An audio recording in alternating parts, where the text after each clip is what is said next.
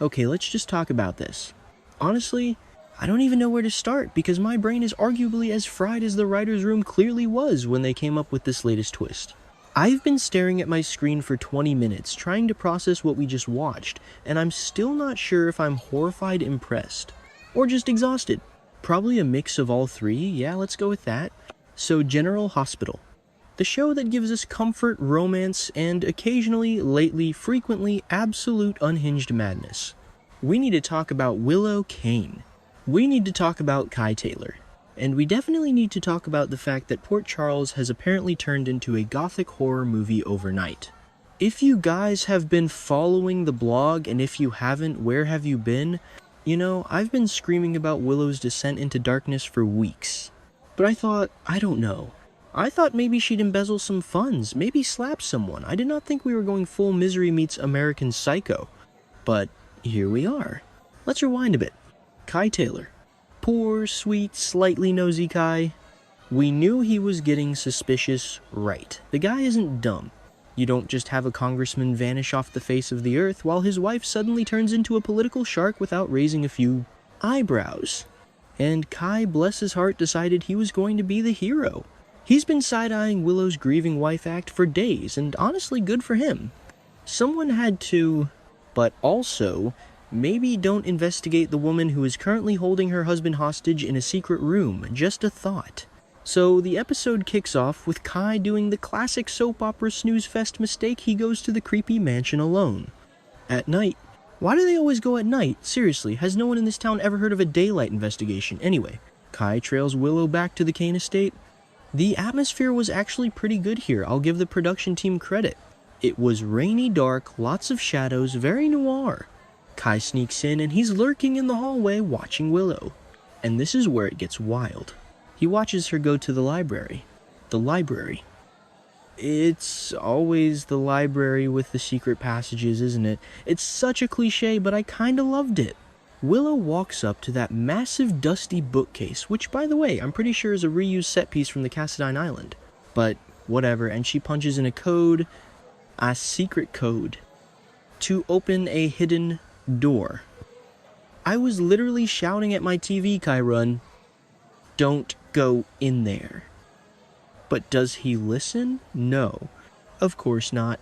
He waits for the door to slide open, revealing that dimly lit dungeon-esque room where poor Drew has been rotting away with his locked-in syndrome or whatever drug cocktail Willow has him on. Kai's face, man. The actor really sold the horror. He realizes in that split second that everything he suspected was true, but it's so much worse. He's not just looking at a political scandal, he's looking at a torture chamber. So Kai does the sensible thing for once. He pulls out his phone. He's about to dial 911. Finally, a character with a brain. He's got the evidence. He's right there. He's gonna save the day. But nope. Because this is General Hospital in 2026 and we can't have nice things, out of nowhere, literally, I don't even know where she was hiding. Maybe she teleported? Willow steps out of the shadows. And she's holding, you guessed it, a syringe. A giant menacing syringe, because apparently that's her signature weapon now. Move over Jason's gun. Move over Sunny's brooding stare. Willow Kane and her syringe of doom are the new power couple in town. The dialogue here, wow. Okay, so Willow looks at him dead in the eye. No panic. No, oh god, you caught me. She was ice cold. She literally says, and I'm paraphrasing because I was too busy picking my jaw up off the floor, but it was something like, anyone who threatens my new empire has to be eliminated. Empire, empire. Girl, you are a former teacher and a nurse. When did you become Caesar? It's so over the top. But the actress is playing it with this terrifying calmness that actually makes it work. She's not screaming, she's whispering, which is infinitely scarier. And then, it happens. Kai tries to back away, maybe run for the door, but she's on him. She lunges. It wasn't a graceful fight scene. It was messy and desperate. Kai is struggling, knocking over books, RIP First Editions, trying to get the syringe away from her. But Willow, she's got that mom strength mixed with psychotic break strength. She overpowers him. She jams the needle in. I gasped. I actually gasped. I thought, okay, she's going to drug him. She's gonna put him in the bed next to Drew. They'll be roomies. They can communicate with blinks. Blink once if you hate her, blink twice if you're hungry. That's where I thought this was going. A double hostage situation. But then the narration, or rather the lack of movement, made it clear. This wasn't a sleepy time shot. This was a kill shot. Willow stands over him as he stops moving.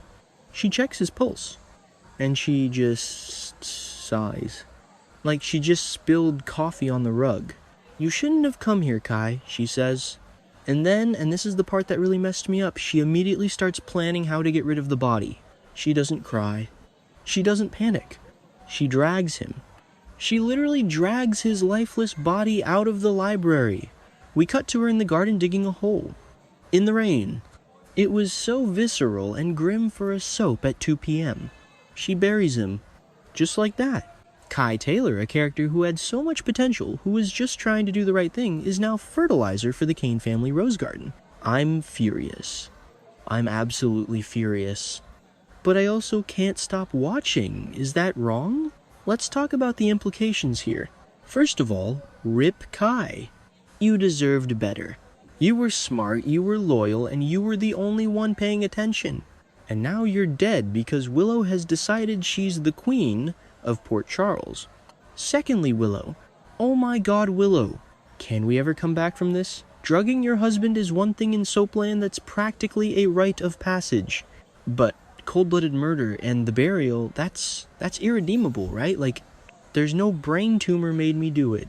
That can fix digging a grave in the mud while wearing designer boots. She's crossed a line that usually marks the end of a character's longevity on the show. Unless she's going full Helena Cassadine, in which case long live the queen, I don't know. I'm conflicted. And what about Drew? He's still in that room. Did he hear it? Did he see it? Imagine being trapped in your own body, unable to move, and listening to your wife murder the guy who came to save you. That is psychological torture on a level I wasn't prepared for today. The writers are really pushing the envelope on how much suffering one character can take. Drew must be losing his mind in there. Now let's pivot to the fallout. Because obviously people are going to notice Kai is gone. He's not exactly a hermit. Enter Trina Robinson. The episode ends with a brief scene of Trina, and honestly, it broke my heart knowing what we know. She's calling Kai. Straight to voicemail. She texts him. No reply. It's been 2 days, the show tells us. 2 days of silence. Trina isn't the type to just shrug and say, oh well, he's probably busy. She knows him. She knows he wouldn't just ghost her, especially not when they were working on whatever project they were working on, honestly. I forgot the specifics because I'm still traumatized by the murder, but I know they were close. She looks at her phone, worry etched all over her face. She tells Joss, or maybe she was talking to herself, I was distracted by my own screaming, something's wrong. I'm calling the police. And boom. Credits.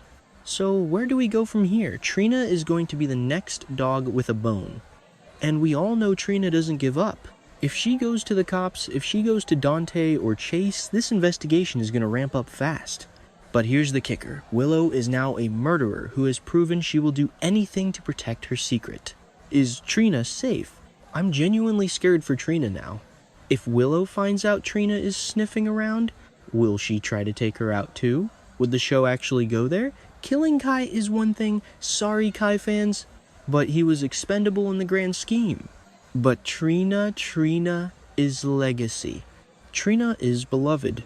If Willow touches a hair on Trina's head, the fan base will riot. I will lead the riot. I will bring the pitchforks. But seriously, think about the stakes now. Willow has escalated from manipulative politician to literal serial killer in the making. She's got a body in the yard and a husband in the wall. This is unsustainable. The walls have to close in eventually. I'm also wondering about the writing choice here. Why kill Kai? Why not just hold him captive? It feels like they wanted to raise the stakes to the absolute maximum. They wanted to show us that there is no old Willow left. That sweet girl who taught elementary school dead, buried right next to Kai. This new Willow is a monster. And I guess in a way it's compelling. It's definitely not boring. But it's also really dark. Maybe I'm being too harsh. Maybe this is exactly the jolt the show needed. We've been complaining about boring storylines for months, right? Oh, another corporate takeover, yawn. Well, be careful what you wish for, because now we have a body count. I do have to wonder what Michael is doing while his wife is out back playing Undertaker. Is he just at work oblivious? Michael has been so checked out lately. If he finds out when he finds out, it's going to destroy him. Or maybe he'll help her cover it up? No, surely not. Michael has his faults, but he's not a psycho.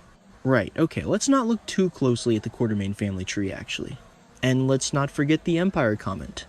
Anyone who threatens my new empire. That line is going to stick with me. It suggests this isn't just about protecting herself from getting caught, it's about power. She likes the power. She likes being the congressman, congresswoman, congressperson. She likes the control. Keeping Drew helpless gives her that control. Killing Kai preserves that control. It's pathological. I'm really worried about where this leaves the character of Willow in the long run. You can't really redeem a murderer. Not easily. Is this her exit story? Is she going to go down in a blaze of glory, or is she going to be the villain of the show for the next 5 years? Imagine Willow as the new big bad. It's a terrifying thought, but also kind of fascinating. Anyway, I'm rambling. I need a drink. Or a nap. Or both. To recap, Kai is dead. Willow is terrifying. Drew is trapped. Trina is suspicious. And I am stressed. What did you guys think? Are you loving Dark Willow? Or is this too much? Did Kai deserve a better exit? And how long until Trina figures it out and puts herself in the crosshairs? Let me know in the comments. I'm going to go stare at a wall and try to forget the sound of that shovel hitting the dirt. Until next time, if I recover, you know who.